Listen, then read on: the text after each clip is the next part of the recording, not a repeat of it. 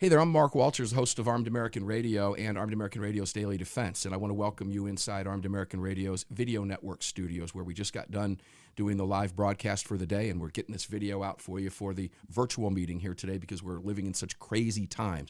So let's just say that I'm sorry we can't meet face-to-face, but if the GRPC is any indication, well, this will be pretty successful as well. So we're here to celebrate today the Second Amendment. So I'm going to start with the Second Amendment itself. A well-regulated militia, that's us. Being necessary to the security of a free state, that's all of this.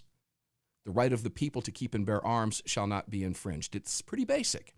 It doesn't need any deconstructing. It means what it says, and it says what it means. Well-regulated, by the way, in 18th century Oxford English meant finely tuned and well-trained. Think a well-regulated clock, a clock that was working like a fine Swiss watch, right?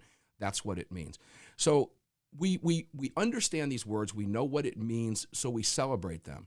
And what that means to me, because I have a very personal relationship with the Second Amendment. Back in 2002, I was forced to use a firearm to defend myself against the approaching actions of two individuals who appeared to be wanting to take me out of my car. And I had a firearm, I used it, I drew it, I pointed it at two individuals, and that ended the attack against me, and thank God I never had to fire a shot. But something else remarkable happened that day. I went home alive. I went home alive to my 2-week-old daughter, who turns 18 on November 2nd, and will be voting the very next day. More about that in just a moment and why it's so important. My son would subsequently be born 2 years later. My wife did not become a young widow, and they will lead their lives and go on to do the great things that they're going to do. Why? Because I had a gun that day, and I went home alive. So did the two criminals, but I didn't care about them. I cared about myself and my family and getting home, and I did. I didn't feel like dying that day. So I've never left my cave without my club ever since.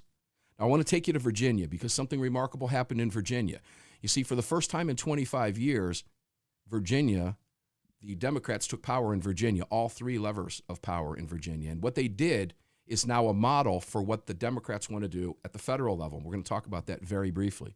But what did the Democrats do when they first took power in Virginia, all three levers? They didn't fix schools. They didn't advance bills to fix infrastructure and fix the broken bridges. They didn't dump sand on the beaches to shore up the shoreline for erosion. They didn't do any of that. They rammed a massive gun control package through their state government halls that now gave the Virginia residents, many of whom are friends and family of mine, red flag laws, who in America, it's hard to believe we're talking about this, but now an unfounded accusation by someone you don't even know can be made against you in front of a judge, and the judge can order your things taken without your knowledge. And armed men and women will show up in force at your home to take your stuff. You knew none of it was going on. In America today, the judicial system and Constitution turned upside down on its head. Now, in addition to that, in addition to ERPOs, requiring background checks on all firearm sales, no more personal private transactions. Why is that important? Because the Obama administration let us know, but through their DOJ, that they don't work unless they're coupled with registration. And of course, one handgun a month is now the law of the land. All these things are now the law of the land in Virginia. This is the model that they want at the federal level. And if the wrong thing happens in just 10 days from today, let me tell you what's getting ready to be put in place. Because we can't celebrate something that no longer exists, can we? And they're doing everything they can to wipe out our Second Amendment. The truth is a harsh mistress.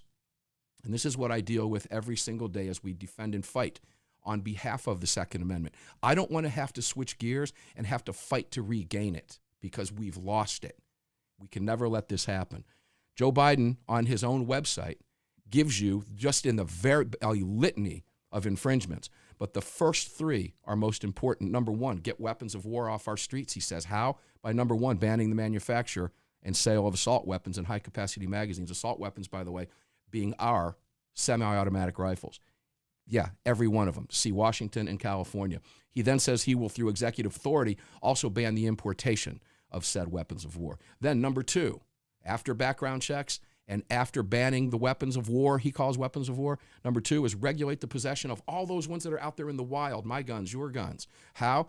By treating them as National Firearms Act firearms, requiring us to register them with the government. And number three, he then wants to buy them back. He didn't own them in the first place. This is forced confiscation. I tell you these things for a reason. We cannot celebrate what doesn't exist. If the wrong thing happens in 10 days from today, your Second Amendment freedoms are at stake. you will never recognize them again.